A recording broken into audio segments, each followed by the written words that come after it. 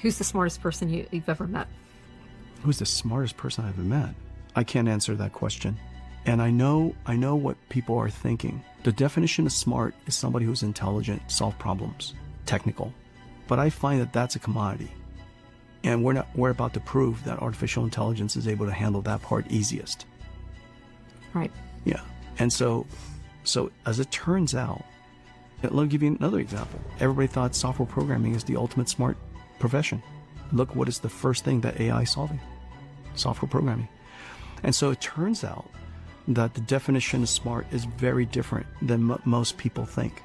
I think long term, the definition of smart, and my personal definition of smart, is someone who sits at that intersection of being technically astute, but human empathy and having the ability to infer the unspoken, around the corners, the unknowables.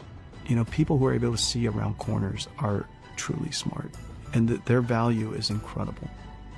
To be able to preempt problems before they show up, just because you feel the vibe. And the vibe came from a combination of data, analysis, first principle, life experience, wisdom, sensing other people. Mm-hmm. That vibe, I think that's smart.